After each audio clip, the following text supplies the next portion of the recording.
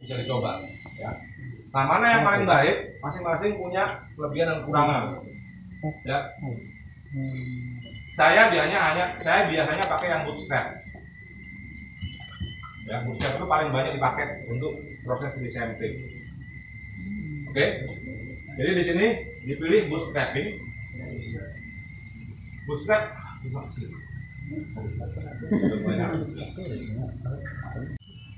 teman-teman terserah mau ambil berapa. Saya biasanya pakai 25%, jadi ditulis 25.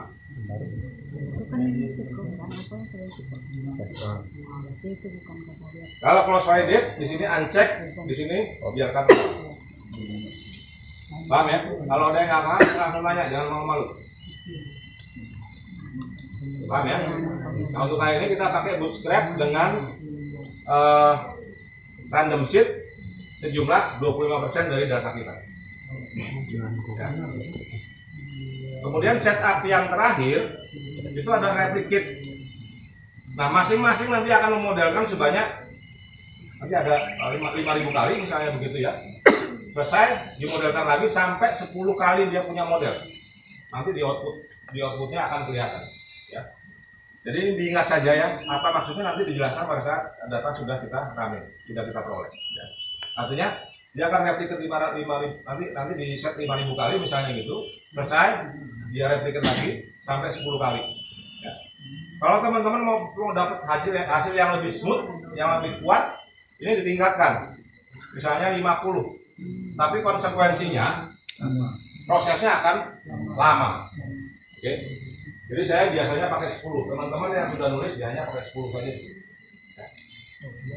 Sudah ya, cek kembali ini dicek di contract. Ini 25%, 25. Ini biarkan 10.000. Kemudian replicate-nya 10. Replicate run type-nya cross validate. Bootstrap ya. Nah, kalau saya tidak meminta untuk merubah apa-apa, artinya saya minta teman-teman biarkan itu default. Seperti ini kan saya nggak ada yang suruh ya. Ini biarkan default saja, kecuali yang random sheet. Oke, sudah semua ya.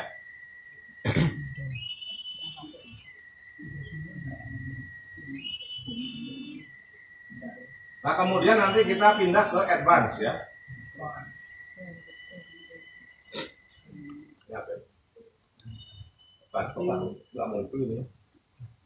Advance ya. Nah, yang perlu dirubah cuma ini saja. Iteration itu proses running ya. Ulang-ulang sampai 5.000. Saya biasanya setnya 5.000 saja.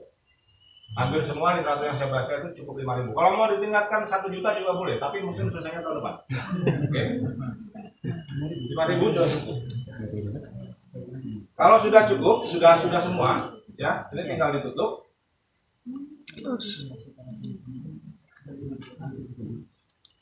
Ditutup. Kemudian di run, dia akan muncul seperti ini. Ditutup, kemudian di run. Kok langsung running kak? Sejauh tidak ada peringatan, ya, maka data kita sudah ready, sudah running web. Ya.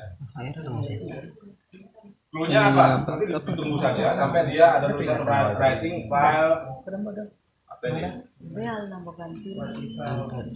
Saya kasih tahu bahwa kan kita sudah running ya, ada hasil. Kemudian kita mau running ulang dengan model yang berbeda misalnya, atau model yang sama. Ya. Dia akan tanya di folder output itu sudah ada hasil. Apakah kita mau stop atau mau rewrite? Rewrite artinya file itu akan ditumpuk dengan file baru, dengan output baru. Paham ya? Jadi ini cuma tanya redo all, artinya kita memerintahkan si Maxen untuk overwriting, ya, menulis ulang semua file yang sudah pernah kita buat. Ya. Skip, kalau skip itu nanti akan tanya terus tuh kalau di skip.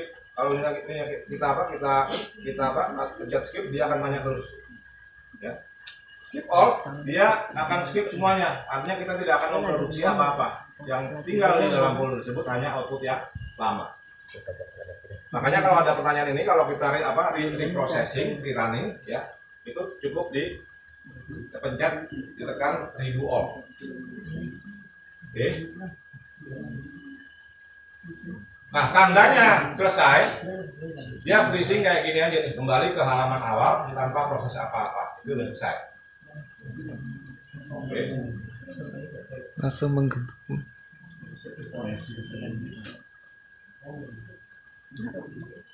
Ada ini nggak, Tika? Ada spidol? Impi aja betul. Potret. Nanti saya akan ingat saya akan berikan beberapa hal yang intinya Maxen itu juga tidak mudah dalam konteks data yang kita butuhkan. Ya. Nah, ini saya nggak jelas ya. Saya juga tidak kasih contoh di folder itu. Nanti outputnya seperti ini, ya.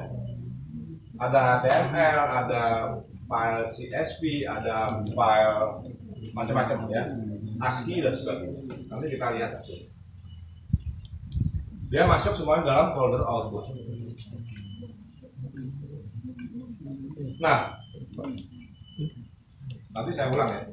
Jadi di dalam folder yang banyak sekali, gitu ya, nanti ada tiger underscore 0, tiger underscore 1, terus sampai 9. Ya. Ada 4 file utama yang biasanya kita lihat.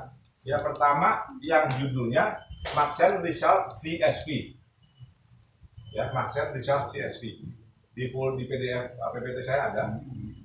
Ini isinya adalah data seperti Excel, ya, yang merupakan rangkuman dari hasil running yang 5.000 kali tadi sebanyak 10 kali. Ya, statistiknya banyak sekali. Kalau tanya saya satu-satu, saya akan pulang karena saya nggak paham satu-satu. Yang kedua itu adalah file seperti ini akan ada 10 file seperti ini, ya. Tiger underscore 0 sampai tiger underscore 9. Kenapa 0 sampai 9? Karena kita runningnya 10 kali, ya. Nolnya dihitung ya. 0, 1, 2, 3, 4, 5, 6, 7, 8, 9, 10. Ya. Nah, ini adalah hasil running every individual running. Ya, kalau tadi kita tulis 10, ya. Yang ini 01 sampai 9 ini itu adalah hasil running masing-masing ulangan tadi. Oke. Nah, ini biasanya tidak kita lihat kecuali ada obvious, ada indikasi nyata keanehan dalam data summary-nya. Ya, saya biasanya tinggalkan ini. Ini isinya panjang bawah ya. Kemudian yang selanjutnya tiger, sorry, kayaknya salah ini. Oh ya benar. Nah, yang HTML ini nomor 2. Oh, ini salah ya. Ini harusnya ini. Ini harusnya gambar untuk ini. Sorry.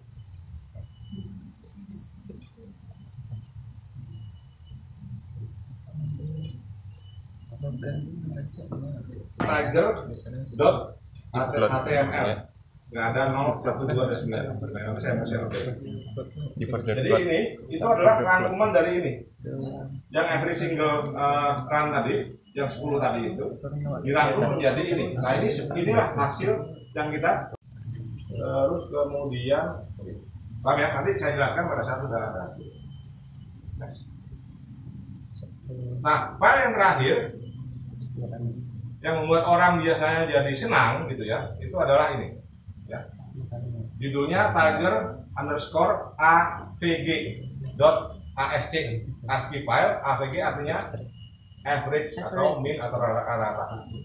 Jadi tadi yang 10 tadi running itu dirata-ratakan ya untuk menghasilkan file ASCII dengan gambar seperti ini. Ini saya buka di ArcGIS. Bedanya ArcGIS saya itu asli ya, teman-teman mungkin keren. Iya Pak. Iya. Jadi ada 4 tadi ya, saya ulang ya. Ada ini, ada yang ini, CSV file itu rangkuman runningnya. Kemudian yang ini adalah akumulasi dari semua proses every single rangkuman dari 10. data macam ini jadi ini yang bisa kita lihat. Kemudian yang ketiga, yang keempat adalah Tiger APG ASD. Ini ya. Nah, ini adalah peta prediksi logistik Maxen, formatnya ASCII. Oke, ada yang sudah selesai belum?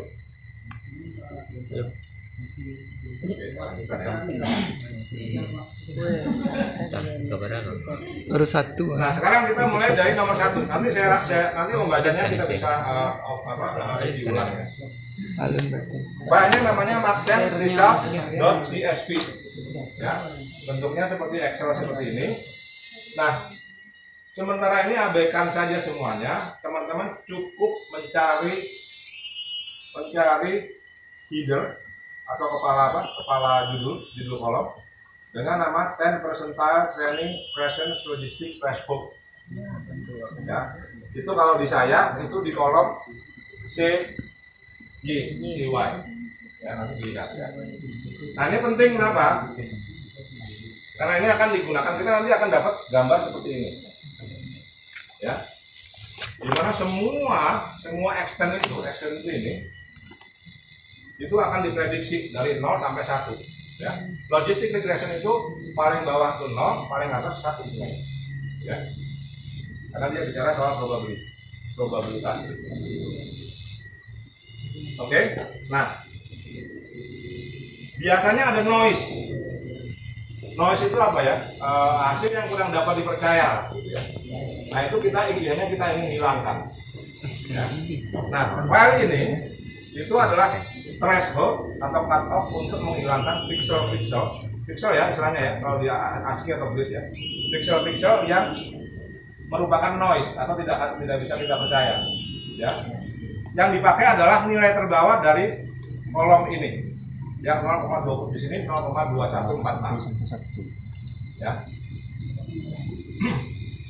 Ini nanti kita akan gunakan di dalam processing GIS ya, dengan menggunakan tools reclass kalau nggak salah kalau di GIS. Ya. Nah, contohnya biasanya kita gunakan angka ini 0,21 ya.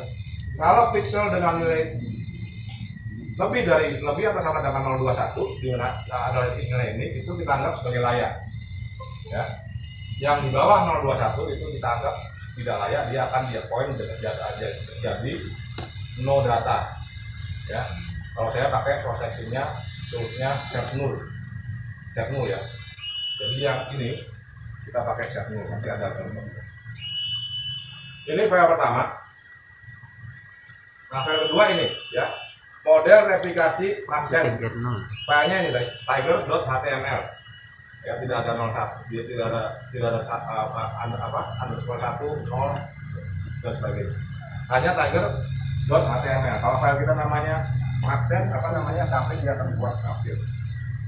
Nah, yang perlu kita perhatikan adalah ini, tabel ini. Di atasnya ada gambar ini. Di atasnya ada gambar lagi, tapi saya tidak terlalu pedulikan. Nah, clue-nya begini. Ini adalah ROC. ROC itu apa? Receiving Operation Group kalau nggak salah. Karakteristik. Nah, itu ROC, ROC. Ini ROC. Ini ROC. AUC itu ini. Ya. Nah, nilai AUC semakin mendekati 1, model semakin baik. Oke. Kalau dia mendekati 1, ini akan berbentuk seperti ini. Ya. Semakin tidak mendekati 1, dia akan semakin mendekati garis ini. Garis hitam ini garis random. Ya. Di sini ada dua aksis, satu adalah specificity, yang satu adalah specificity. Apa gitu? Apa satu lagi?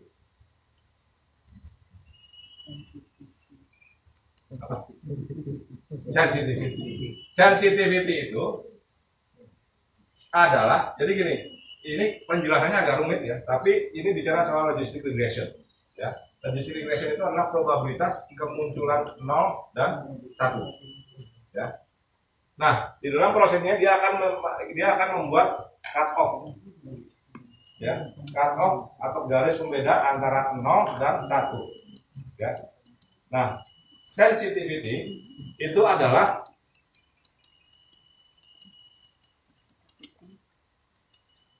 true positif dibagi semua data. Kalau usah mencurang, nanti kalau mau belajar itu hasilnya sendiri. Jadi begini, saya gambar aja ya. Salah, baik, buruk, hitam, kuning itu semuanya bisa dikategorikan menjadi 1 dan 0. Betul ya? Nah di sini nanti proses logic regression dengan logic linear, sigmoid function, dia akan membentuk garis prediksi atau probabilitas, biasanya bentuknya S-shape. Ya, pernah lihat ya? Nah, specificity sama sensitivity itu terjadi apabila ya. Ini kan datanya, kemudian probabilitasnya dia akan seperti ini. Nah, di sana ada lagi dia akan begini. Paham ya? Jadi probabilitas kemunculan titik ini itu adalah ya, probabilitas kemunculan titik ini ya, itu adalah ini ya. Nah, kurva itu ya pada intinya adalah proses di mana dia membuat classifier line atau garis yang mengklasifikasikan antara 0 dan 1. Bingung kan? Kalau saya bohong juga nggak tahu ya. Iya, bingung. Nah, dia akan bikin dalam prosesnya gitu ya, dia akan bikin garis classifier. Nah, dia nanti akan bikin yang namanya confusion matrix atau matriks kebingungan. Ya. Bingung. Ini yang observe, ini 1, ini 0, ini tes, ya, validasi tadi tes ya. Ini 0, ini 1. Specificity itu adalah true positif, ya. Positif itu 1. Jadi ini adalah 1. Ini true positif. Jadi yang diobservasi adalah 1, ya. Ini 1, ini 0. Kalau yang diobservasi adalah 1, dia digolongkan oleh model kita 1, berarti dia true positif. Dia benar menggolongkan 1 ke dalam 1. Oke? Nah, kalau terjadi seperti ini, misalnya ini nggak ada yang berwarna. Ini ada yang jatuh di sini. Data kita sebenarnya menyatakan dia 0. Tapi Sorry. 1. Tapi dia masuk dalam dengan classifier ini, dia dimasukkan dalam 0. Artinya dia misclassified. Dia jadi false. Apa? Dia observasinya 1, kemudian di golongan 0. Ya, false negatif. Nah, kita dapat di sini jumlahnya 3, di sini jumlahnya 5. Specificity itu adalah ini ya, 3 dibagi ini tambah ini. 5 tambah 3. Oke, jadi 3/8. Oke, specificity. Sensitivity. Nah, kalau specificity itu adalah false positif, ya. Dia 0 tapi digolongkan ke dalam positif, digolongkan dalam 1, itu false positif namanya. Nah, kita dapat 4, kemudian di sini gimana sama? Ada 4. Ini true negatif.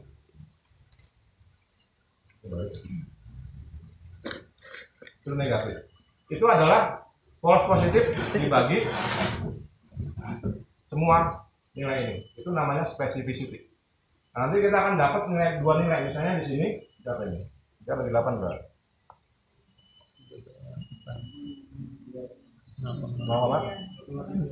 3. Terus ini misalnya 4 bagi 4 berapa? 1. 4 bagi 8 0,5. Nah, dia akan di sini dia akan buat titik. Ya, tadi berapa? 0,3. 0,3 di sini. Iya. Ini ya kira-kira ya. Sama 1. 0,5. Ya. Itu proses diulang terus sehingga dia jadi ini sebenarnya titik. Nah, kalau kita balik datanya bisa dilihat dari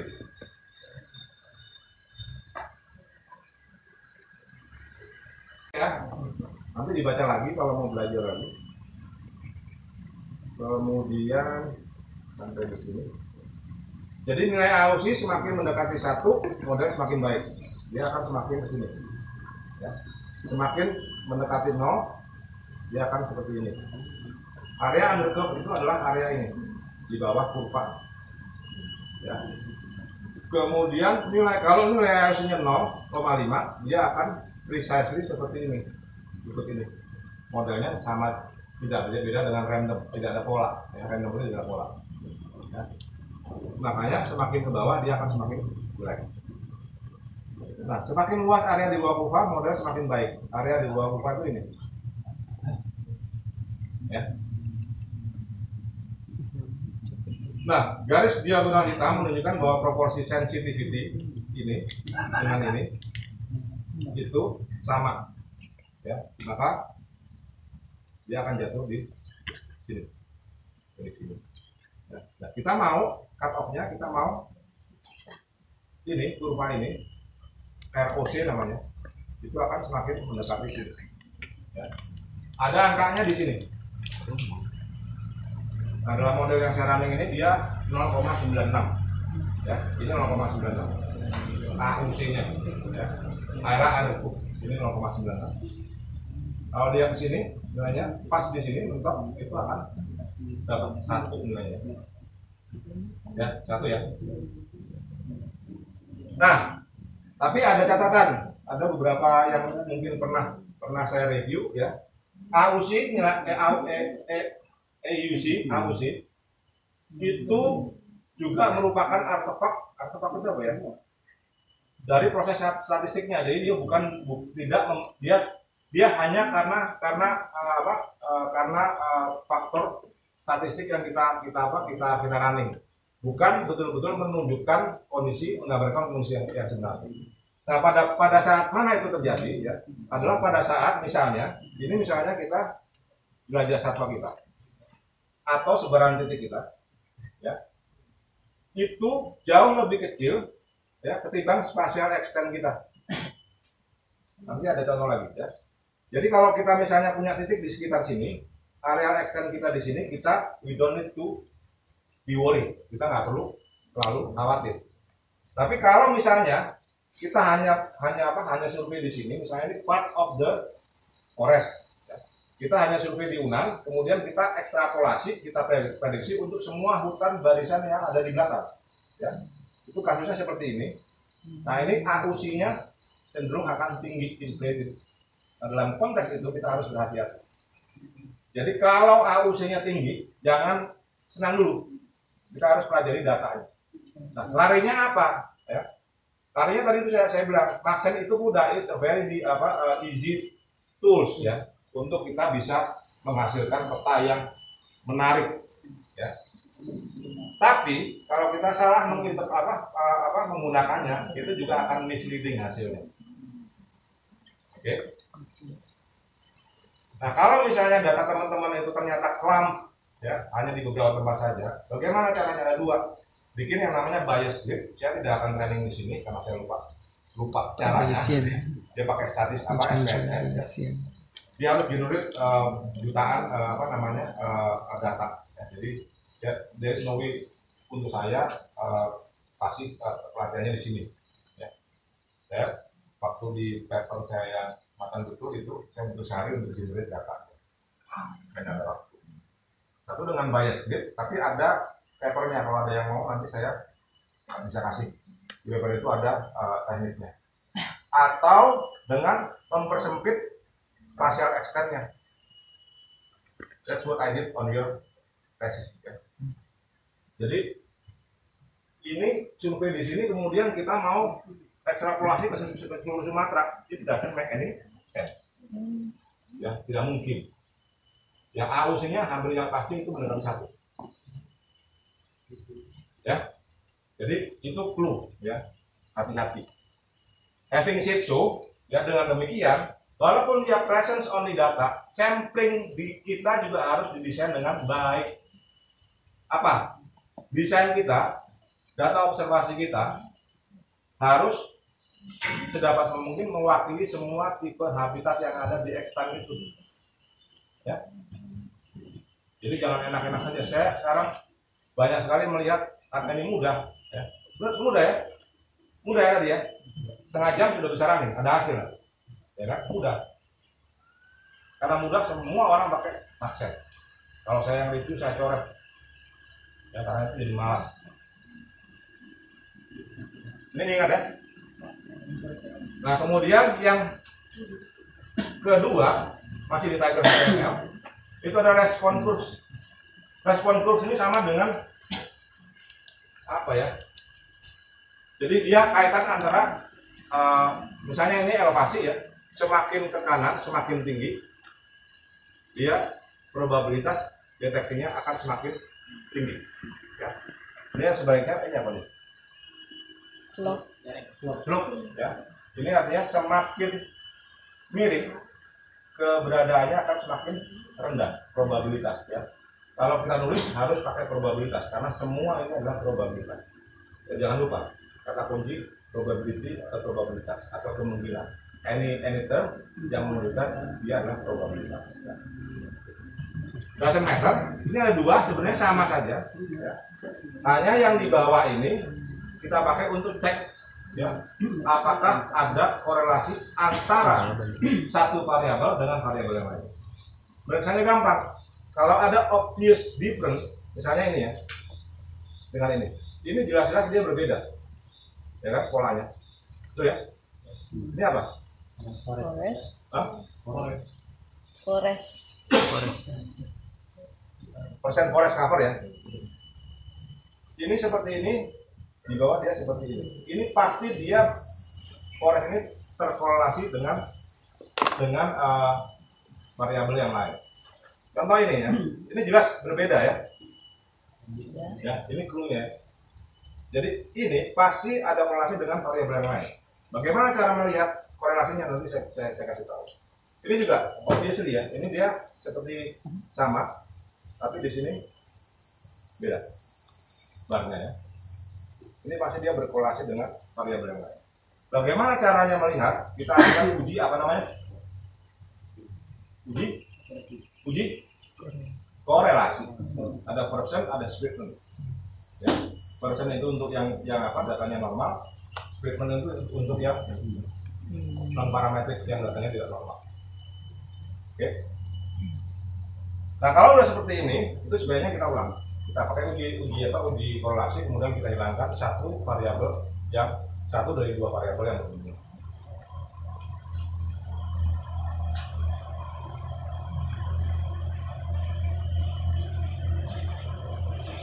Ya. Nah ini juga penting.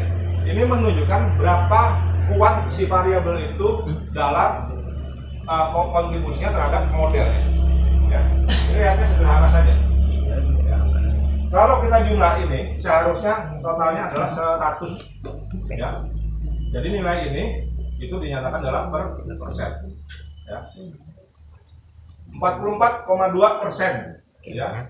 Artinya dia 44,2% kontribusinya terhadap model yang kita peroleh. Oke. 19-17 ya. Jadi kontribusi relatif variabel dulu terhadap model Maxent dinyatakan dalam persen, totalnya adalah 100 ya. Semakin tinggi nilai kontribusi suatu variabel ya, maka semakin penting variabel tersebut kontribusinya terhadap performa dari model tersebut ya. Nah, saya selalu katakan bagaimana kita menginterpretasikan ini tergantung bagaimana kita menulis nanti, atau terbalik. Bagaimana kita menulis itu tergantung dari bagaimana kita menginterpretasikan ini. Ya. Dalam konteks apapun yang berkaitan dengan logistic regression atau regression, itu kita cari dan menjelaskan hanya variabel-variabel yang penting. Ya, variabel yang penting. Perlukah kita nggak menulis semuanya? Ada 1, 2, 3, 1, 2, 3, 4, 5, 6, 7, 8. Perlukah kita menulis 8-8-nya? Tidak perlu. Kenapa? Karena yang 5 ini itu tidak penting untuk model kita. Dari mana lihatnya? Dari presentase ini. Jadi kalau nanti menulis, yang perlu dijelaskan itu hanya ini saja, 3 ini. Ya. Anything yang kalau dijumlah itu more or less lebih dari 50%. Ya. Ini satu saja sudah ambil 50%. Tambah ini mungkin 80%. 80% model kita dijelaskan hanya 80% lebih dijelaskan hanya oleh 3 variabel. Jadi yang kita jelaskan itu hanya 3 itu saja. Ya, tidak perlu yang lainnya. Kalau teman-teman ini baru berapa? 8 ya. 8 9 variabel. Kalau nanti teman-teman runningnya 10 variabel, ini kan suhu, kelembaban, bla bla bla, apa segala macam jenis tanah. Ada 20. Teman-teman mau jelaskan semua? Tidak perlu. Itu pentingnya modeling. Modeling itu adalah kita mencari model yang the most parsimonious model yang paling optimum. Ya. Jadi nggak perlu 20-nya dijelaskan. Yang 3 saja kalau di sini. Ya, itu modeling. Jadi kita uji 10 atau 20 variabel, kita mau tahu mana nih yang paling berpengaruh, yang berpengaruh signifikan. Dalam konteks ini hanya 3. Dalam menurut nanti yang perlu dijelaskan adalah hanya yang 3 saja. Kalau punya 20, yang 17 nggak perlu, karena nggak penting itu, dia nggak berpengaruh. Paham ya?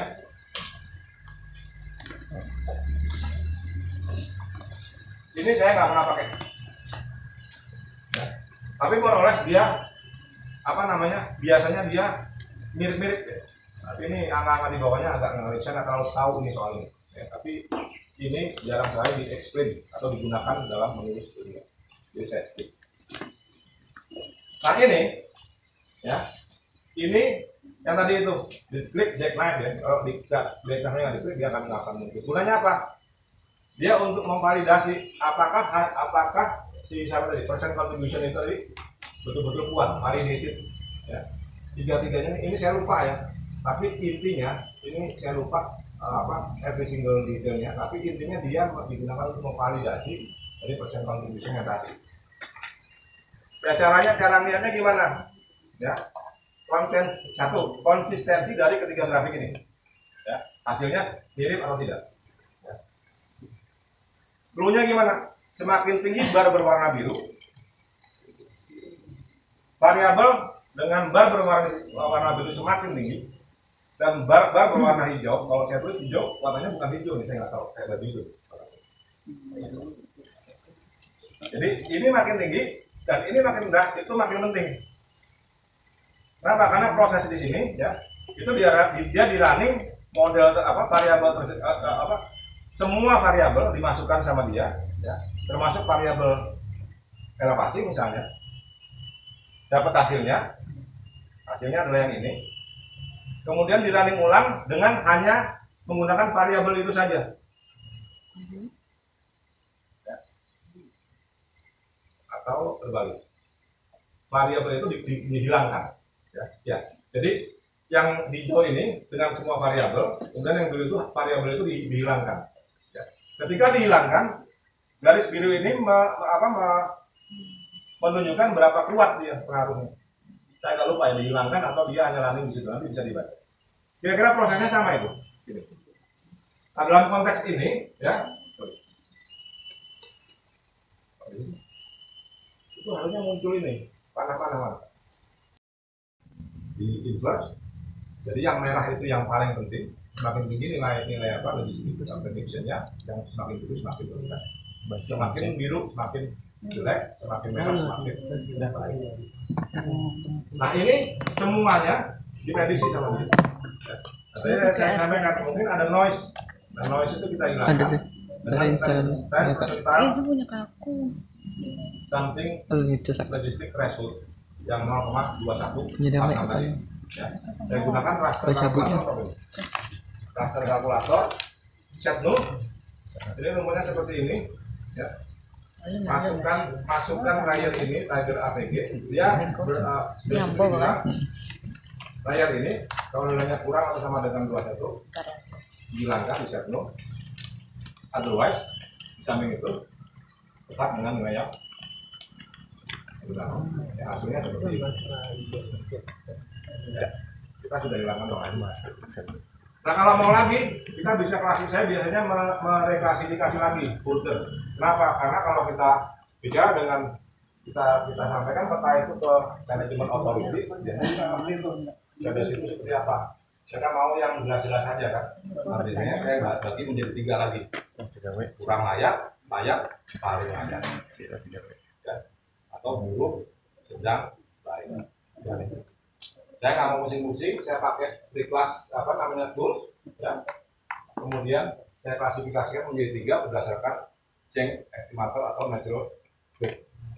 Kita harus langsung dapat hasil seperti ini. Nanti si pemegang putus si manajemen itu hanya tinggal tahu oh ini bagus nih, oh ini kurang bagus, ini bagus banget. Paham maksudnya ya? Kalau kita kasih kayak gini dia akan bingung tuh. Ya bacanya bingung. Ini hanya untuk membaca. Nah kalau dalam konteks suitable habitat, paper saya yang close bulan itu hanya begitu tidak sesuai dan sesuai. Itu sudah cukup. Jadi isinya 0 tidak sesuai, 1 sesuai. Nah, jadi saya punya poligon habitat yang sesuai dan backgroundnya yang sesuai. Itu lebih mudah untuk membuat prioritas intervensi konservasi. Ya, karena saya selalu seperti ini.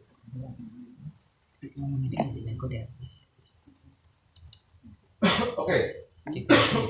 Dan itu hasilnya sudah ada yang share belum? Belum jadi sebutin tapi ini. Nah ini penjelasan teori sudah. Jadi maksudnya itu adalah memodelkan distribusi spesies. Ini nggak jalan ininya apa namanya? Animasinya nggak jalan, jadi kurang ini. Jadi ini XXX di sini data observasi dimodelkan menjadi seperti ini. Jadi ini data observasinya yang hitam-hitam ini kali hitam dimodelkan, ini adalah modelnya. Ini yang disebut dengan spatial extent. Ya. Kalau teman-teman misalnya surveinya di sini dimodelkan seperti ini, ya hampir pasti tadi hasilnya akan tinggi sebagai artefak dari statistical processes. Ya. Bagaimana caranya kalau datanya begitu? Dipotong saja. Spatial extentnya di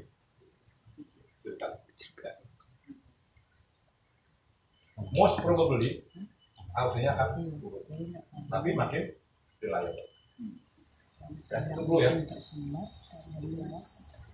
Nah, setiap pixel, ya, kalau kita zoom in, diklik di situ, pakai I, dia akan timbul nilai-nilai seperti ini. Jadi setiap pixel itu memiliki nilai. Itu adalah probabilitas logistik value. Ya. Jadi bacanya gimana? Pixel ini berapa? 30% kemungkinan dia dihuni oleh spesies. Ya, probabilitas, ya, kemungkinan atau probabilitas. Tidak pixel punya. Dia ada di semuanya. Ya. Nah, Maxent adalah analisa berdasarkan satu variabel terikat atau respon variabel atau variabel respon dependent variabel macam-macam namanya, tapi ini sama dependent respon yang itu poinnya tadi presence only data, kemudian variabel baca bisa continue, bisa kategorical tadi sudah saya jelaskan ya. Nah kadang-kadang kita butuh bias split ini keterangannya diperlukan jika sebaran titik variabel seringkali tidak merata atau lampi ya, relatif terhadap bias ini. Ya. Mas ini biasanya saya isi dengan nilai 1 ya, jadi bikin raster nilainya 1 semua pixelnya. Untuk apa? Dia untuk resampling saja, untuk setup environment kalau di JS ya. Jadi kalau kita mau setup semuanya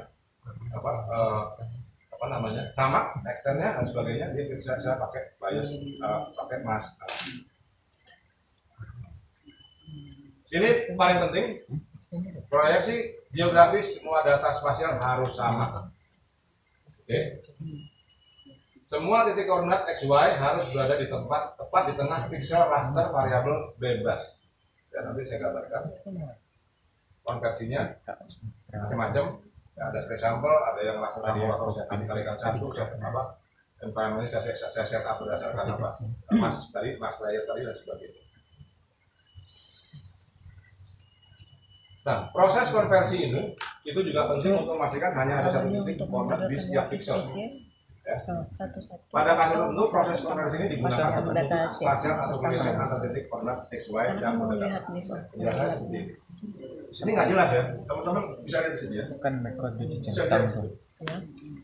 Kali-kali cari tempatnya dulu. Jadi bisa ya. Nah, kalau kita perhatikan ini titik koordinat XY tepat di tengah piksel raster. Saya nggak tahu kalau nggak tepat bisa apa enggak. Kalau nggak salah nggak bisa. Saya pernah coba tapi lupa. Tapi just to make sure, kadang-kadang kan titik-titik ini karena koordinat itu precisely meter ya satuannya, dia bisa saja dia ada di pinggir dari piksel itu, ya kan? Nah itu kita center, kita letakkan di tengah. Ya. Caranya bagaimana? Kalau saya, ya, saya konversi menjadi raster dulu. Saya nggak tahu ada teknik yang lain ya, membuat dia di tengah piksel berdasarkan background layernya. Saya konversi ke piksel, ya, environmentnya saya set up sesuai dengan mask layer tadi ya, baik extendnya piksel ukuran pikselnya, saya kasih overlap ya supaya pikselnya betul overlap dengan grid backgroundnya. Ya. Setelah prosesnya jadi, kemudian saya baru konversikan lagi menjadi point. Nanti dia akan ada di tengah. Itu satu yang penting. Yang kedua, memutus spasial atau pilihan. Contohnya nih, ini backgroundnya ya. Seringkali kita karena mencatat di transek atau apa, kita ketemu catat gitu ya. Jadi ada banyak titik di dalam satu piksel. Ya. Nah ini akan cenderung dealing dengan yang namanya spatial atau collision. Data keberadaan di sini itu sangat tergantung, data keberadaan di sini sangat tergantung pada data keberadaan di sini. Data keberadaan di sini mungkin tergantung pada data. Nah itu dalam konteks statistik kan selalu harus independen ya datanya ya. Nah kalau kayak gini ada kemungkinan dia auto correlated. Nah itu harus kita putus. Bagaimana caranya di sampel kayak tadi? Jadi kalau ini ada mungkin ada 1, 2, 3, 4, 5, 6, 13 titik ya. Kita sampel, dia hanya tinggal beberapa titik. 1, 2, 3, 4, 5, 6 titik ya. Sampel, dia center, kedua dia spasial atau collisionnya di terputus. Dan tips-tips ya, tidak semua orang melakukan ini. Ini penting dua ini. Intinya bisa dilakukan dalam satu kali proses. Oke. Nah, rangkuman prosesnya seperti ini saja. Ada layer, ada presence only data, ya CSV. Kemudian ada variabel lingkungan, layersnya, grid dalam bentuk raster, ya bisa kategorikal, bisa continuous. Saya buat mask untuk processing, menyamakan dan sebagainya. Saya menggunakan toolsnya ada banyak. Kemarin dulu ada GMA, Geostatistical Modeling Environment or something. Sekarang udah nggak aktif kayaknya. Python saya pakai untuk saya pernah bikin script untuk dia batch processing untuk di projecting kalau. SPSS ini saya pakai untuk yang ini. Nggak pakai sekarang. Macam. Ya, ini settingnya, ini ramuan proses yang saya ambil dari makan dulu Jawa. Ya. Ini ada predictionnya, kemudian saya bilang tadi ya, saya hanya menggolongkan menjadi layak tidak layak. Akhirnya seperti ini dua warna saja, layak dan tidak layak, layak tidak layak, layak tidak layak. Nah, ini beberapa output yang harus kita baca sama dengan terus cek, ya makanya maksudnya 1, 2, 3, 4, 5, ya katakanlah 10. Ya. Ini sudah sudah dibagi sama dia. Kalau ini kan enggak, dia ngacak aja kan. Dia bisa jatuh di sini, dia bisa jatuh di sini. Oh, dibagi sama dia. Ya, paham ya? Nanti dia pilih secara acak mana yang ini misalnya jatuh. Ini yang di running. Dipilih lagi secara acak. yang ini yang jatuh, di running lagi sama dia. Jadi pada prinsipnya sama. Hanya kalau ini dia sudah membaginya menjadi 10 cross validation namanya. 10-fold cross 10 kali lipat. Kalau ini pakai persentase, ini pakai lipatan-lipatan tadi. Sama ya sebenarnya. Untung ruginya apa? Nanti baca sendiri, saya nggak tahu juga itu. Lupa. Ya, tapi pakai yang namanya bootstrapping. Ya, bootstrapping itu. Kalau ini kan dia nggak fleksibel ya. Artinya data ini itu nggak mungkin dipilih sama cross validation ini. Ya. Ini kan dibagi 10 ya. Jadi set data yang tersedia itu hanya ini 1, 2. Ini nggak mungkin ada. Dia nggak mungkin ngambil yang ini karena dia sudah dibagi sebelumnya. Kalau yang ini set data mana aja dia bisa. Ya. Yang subsample sama bootstrapping. Ya. Saya dengan Tahu kan? ini bentuknya.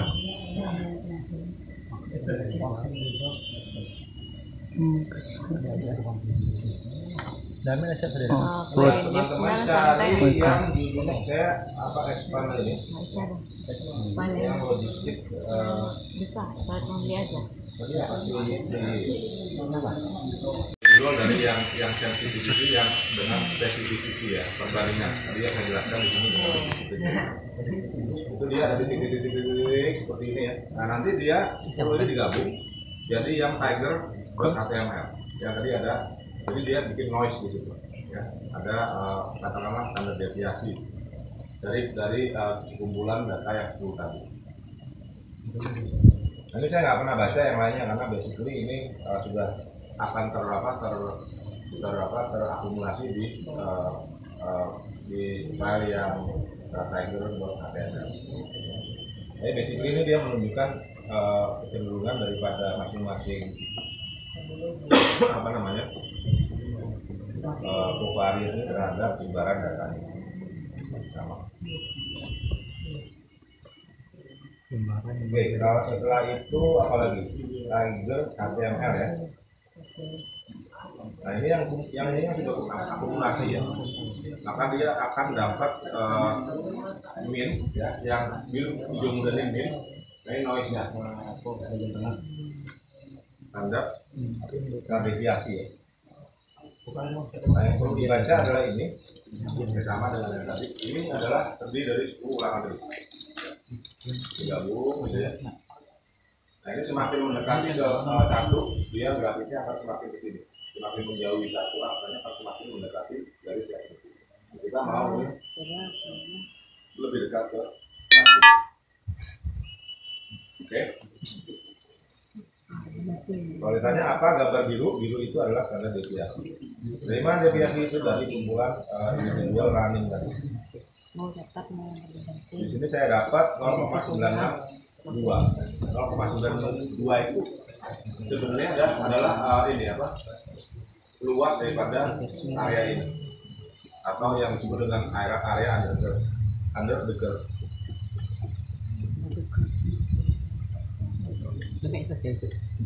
Oke, sensitivity tadi saya sampaikan itu adalah proporsi antara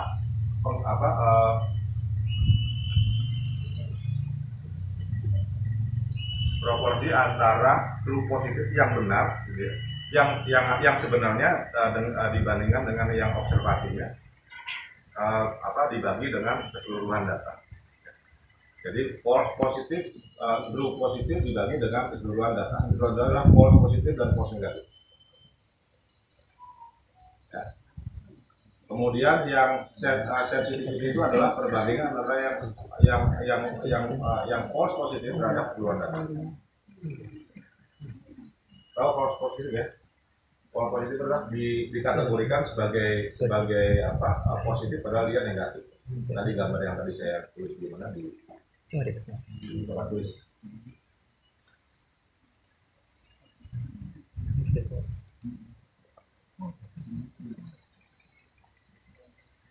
Nah, ini adalah hasilnya, bisa diklik ya, mau diklik dia bisa. Nah ini sebenarnya gambarnya tak sama dengan tadi yang di presentasi karena pertanyaan sama, cuman penggolongannya yang tadi cuman apa legendanya saya apa namanya gunakan legenda yang sama, cuma klasifikasi itu berbeda. Tapi basically dia sebenarnya sama. Itu sudah siap.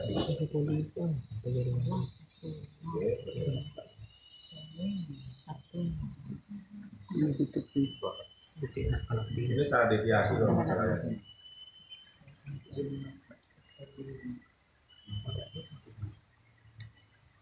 Betul.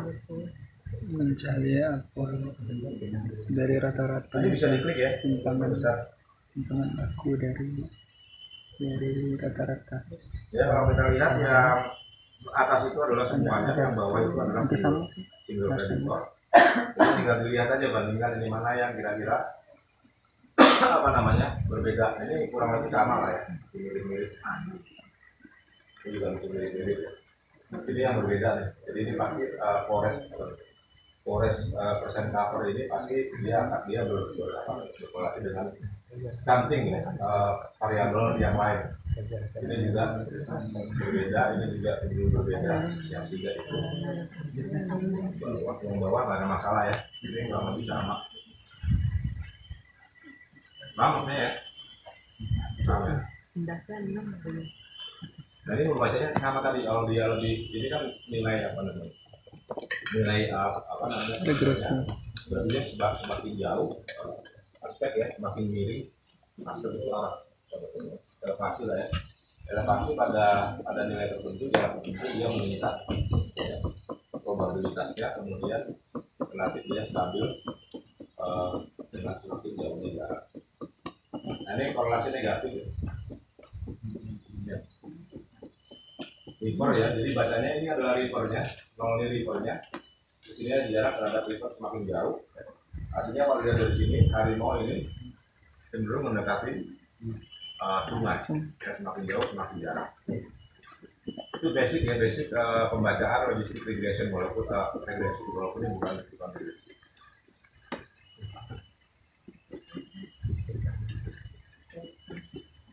Nah ini yang kategorikal ya, tinggal dilihat saja mana yang paling besar, yang tinggi ini. Klasifikasinya ini urutan primer kalau nggak salah, sekunder dan seterusnya. Kalau dilihat dia cenderung ada di dalam urutan primer dan sekunder. Make sense ya.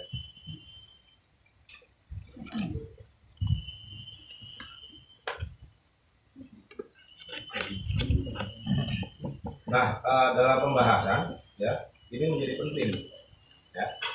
Pada saat membahas tadi kan kita sudah simpulkan, kita ke bawah dulu. Nah ini yang apa, persen contribution, kita sekarang tahu bahwa A3 ini yang paling penting ya, menyumbang lebih dari 50% all together ya. Elevasi, load sama land use ya. 44 5 63 7 81% kira-kira ya. Jadi 3 ini menyumbang 81% dari terhadap performa daripada model tersebut. Jadi 3 ini yang perlu kita jelaskan. Nah bagaimana jelaskannya? Itu menjadi penting melihat kurva ini, ya kan? Ada apa? Elevasi, root sama radius. Nah kita lihat ya, di sini rootnya apa? Root yang mana? Bawah Pak. Nah root ini ya. Nah root ini ada ini unimodal ya. Jadi pada prinsipnya ini agak apa menarik juga, karena pada prinsipnya secara umum dia mendekati jalan. Ya. Nah, kalau sudah begini kita bisa bahasakan bahwa dari respon curve misalnya diketahui bahwa harimau, tanda bulan harimau misalnya itu cenderung mendekati jarak. Nah, kenapa begitu? Ya kita harus mempelajari datanya, ya. Data land use-nya dan sebagainya. Oke. Nah demikian juga dengan ini kan signifikan ya land use ya. Kita buka tadi. Nah itu kelihatan 3 tipe ini, 1, 2, 3 ini ada keterangannya sebenarnya, primer, sekunder dan yang lainnya. Kita bisa bahas ini bahwa dia cenderung ada di dalam bukan primer dan sekunder. Ya. Jadi kita bisa membahas ya. Jadi respon kurve ini yang menjadi modal kita untuk membahas. Kalau ada diskrepansi atau keanehan, nah kita harus eksplor kenapa. Ya. spatial arrangementnya gitu ya. Kayak tadi jalan ya, kalau hutan primer kecenderungannya kan semakin jauh dari jalan, tapi ternyata dia betul dia senang di hutan primer, tapi ternyata dia juga senang mendekati jalan. Kenapa? Sebenarnya mungkin kita bisa menghayal misalnya itu mungkin kenapa di Sumbar ini sering terjadi konflik misalnya, ya karena misalnya hutan itu sudah terlalu kecil, sudah terlalu sempit gitu ya, sehingga dalam konteks elevasi gitu ya, dataran rendahnya yang menjadi pilihan dari sebagian besar satwa mammalia besar itu menjadi sempit, dia harus tinggal di situ sehingga dia ada di dekat jalan, ya gitu ya. Itu gimana caranya kita bisa menjelaskan itu? Ya harus banyak baca, ya tidak boleh hanya menyajikan data, harus ada baca. Ya. Semua data ini disajikan dalam menulis itu pada section hasil. Ya. Nah hasil ini harus diterjemahkan. Gimana terjadi pembahasan? Seperti tadi. Oke.